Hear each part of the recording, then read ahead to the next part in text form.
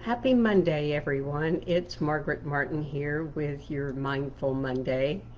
And happy May. It's May already.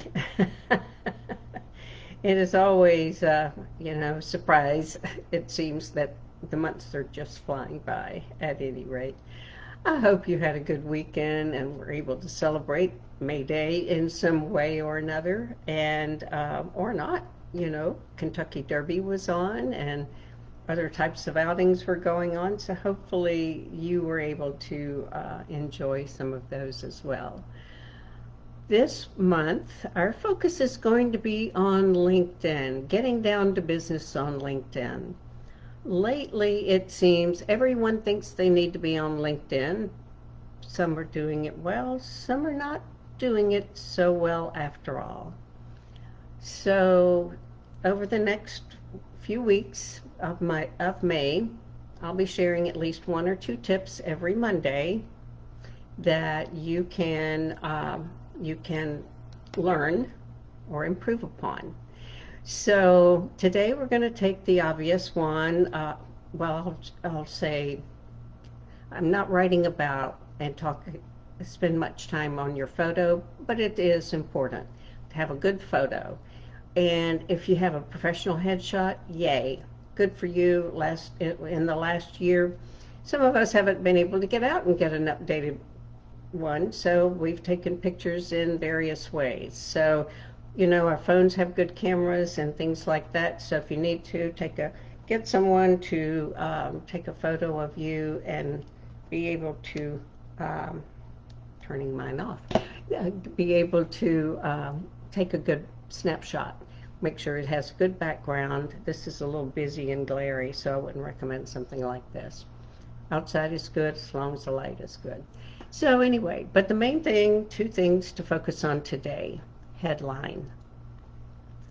That's what shows up under your picture. So what does yours say about you? Does yours say you're an executive vice president of blank, blank, blank company, or executive director of this organization, or lead sales magnet for coaches and speakers? That one, which is could be their job title. There's or what they want to attract for people. When what you put in your headline is what people are going to search for. So if you want them to search for executive vice presidents, then put that in there. That might work for recruiters. It's not such a bad thing necessarily to have your job title in there, but tell what either you do within the company or what the company does, so that it gives people, when they look in the news feed and see what comes up under your picture after you've posted something or commented, it tells people a little bit about what you do and may intrigue them to want to check out your profile and then connect. So I've worked with some people, a lot of entrepreneurs and other business people, and certainly over the 15 years of doing outplacement services, thousands of people in job searching to update their headline. So, think about it, be a little bit creative, but not necessarily too way off the wall. So if you have some questions, you can always reach out to me and we can certainly discuss that. But the other thing is the invitation. So you find someone you want to connect with, personalize your invitation. It only takes a second to do it. Most of the time, every now and then, I forget, or I click on it and it says connect, and it aggravates me that I forget to do that. So take a moment and tell them the real reason why you want to connect.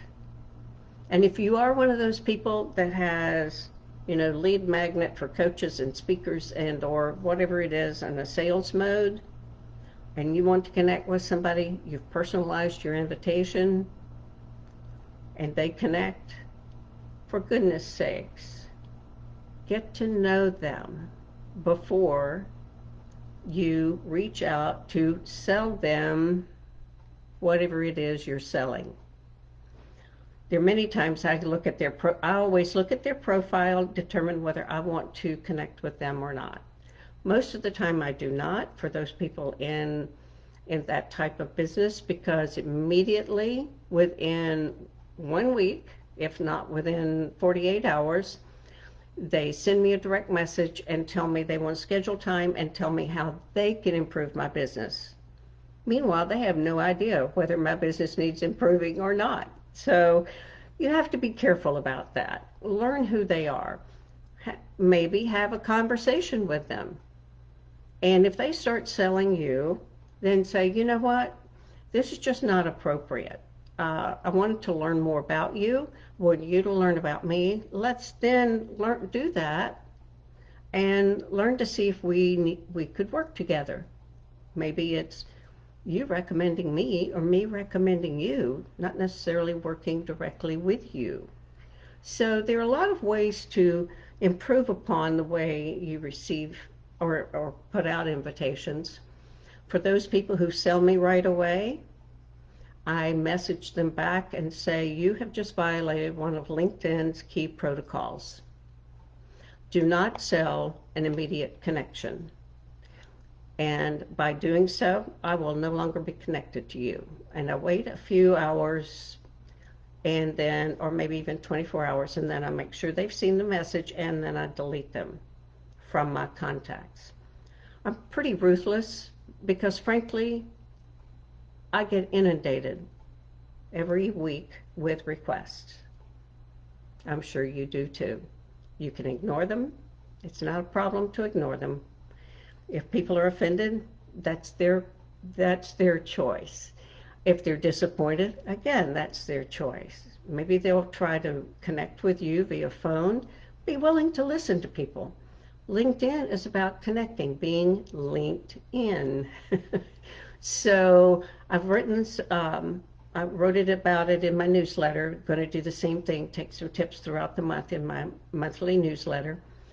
So also on my blog. So you can, I'll put the link in the blog in the comments. Hopefully this has been helpful to you. Any questions you have, let me know. We can talk about it. And if you want to connect with me, then I'm open to receiving those connections. And then let's schedule a coffee chat or a phone chat so we can learn more about each other. Hope you have a good week. Happy May. Happy LinkedIn connecting.